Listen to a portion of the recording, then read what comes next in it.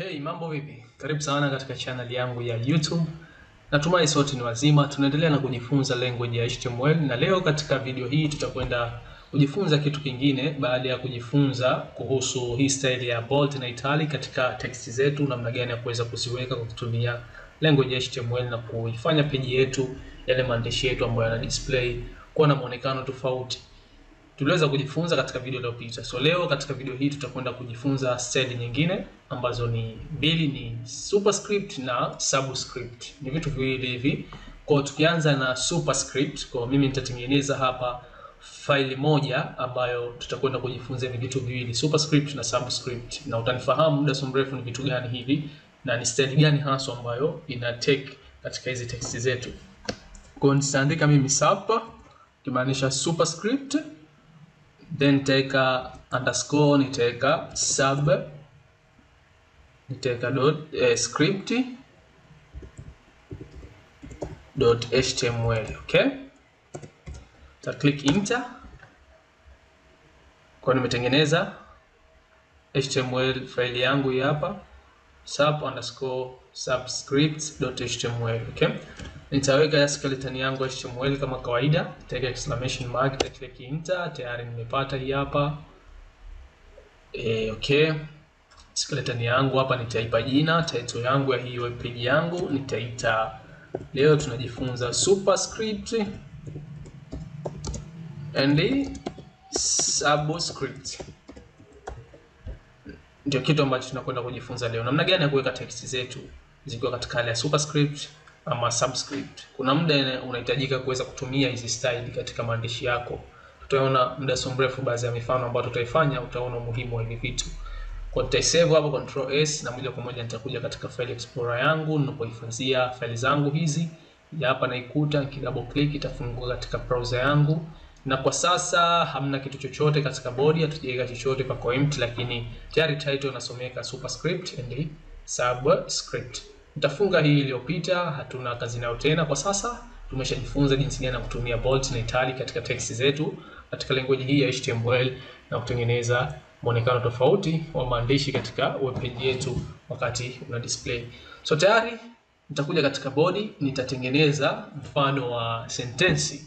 Okay, tumeshazoea tulipokuwa tunasoma primary, secondary, tunaandika tarehe ile ya Kiingereza. Mfano leo ni tarehe ngapi? Leo ni tarehe, tuseme tarehe 4. Then kwa lugha ya Kiingereza unapoandika hizi tarehe, mfano tarehe 4 unatakiwa uandike zile. Nadhani wazungu wenzangu ama wale tuliokuwa kidogo tunakaa darasani, hivi vitu tunavikumbuka. Then unaandika ule mwezi wa hiyo huo mwaka, mwezi gani? Mfano January. Okay, 4th January 2024. Okay, mfano kitu kama hichi.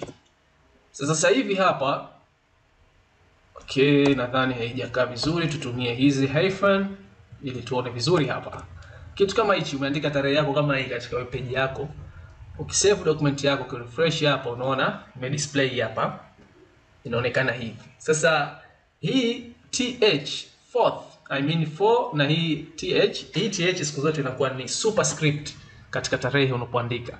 Sasa kuifanya iwe superscript ndio inakuja hiyo element ama hiyo tag ya superscript na kuifanya hii th kuwa na muonekano tofauti na huwa awali ambao bila kutumia hiyo style ya superscript. Kwa mfano acha nichukue mimi hii.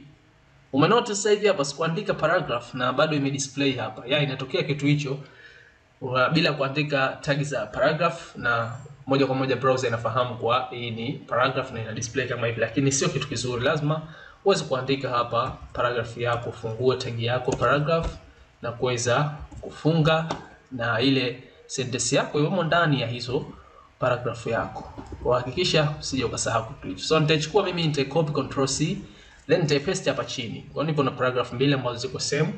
Nikisave, nikirefresh katika browser yangu unaona sasa hivi nipo na hizi paragraph zangu mbili. Kwa nahitaji ku make effect kutumia hiyo style ya superscript katika hii sentence ya pili ili uweze kuona tofauti iliyopo baina ya hii ya kwanza na hii ya pili. Okay? Kwa nitakuja hapa element ambayo inatumika kuweza kuandika superscript ya some text zako ni hii hapa. Kwa unafungua open tag yako ambayo ni sup sub, unafunga.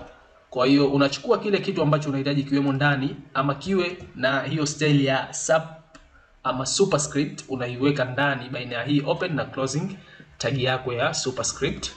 Then hapa nikisave sasa hivi, angalia effect ambayo itaonekana. Hii ya pili sasa hivi katika hii 4th January, hii 4th itakuwa ni tofauti na hii ya kwanza. Na refresh, tayari umeona sasa hivi tumepata ile style yenyewe hasa ambayo inatumika katika tarehe, kuandika tarehe ya hii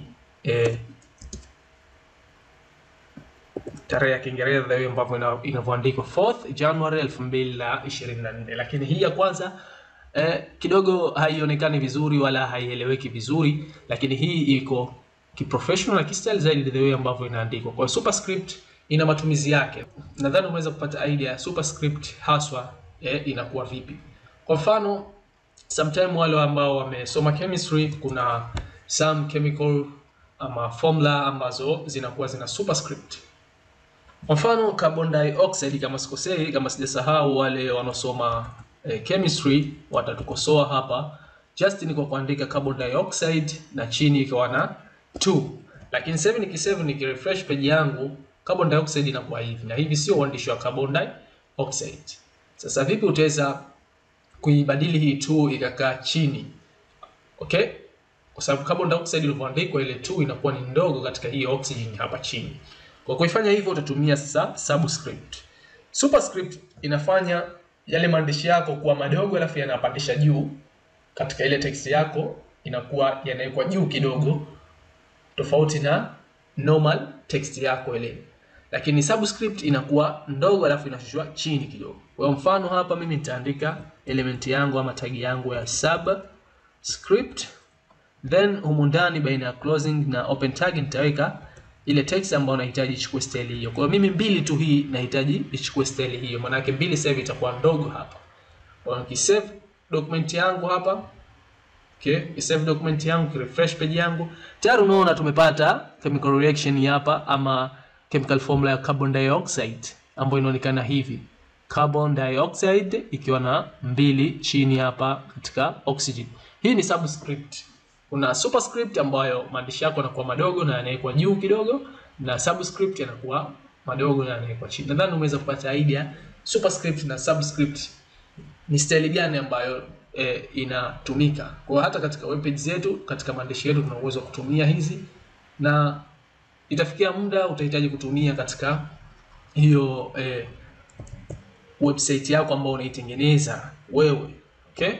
Kwa hiyo ni vizuri kuweza kufahamu hizi style mbalimbali ili unapohitaji kuja kutumia isije kuwa ngumu kwako. Okay?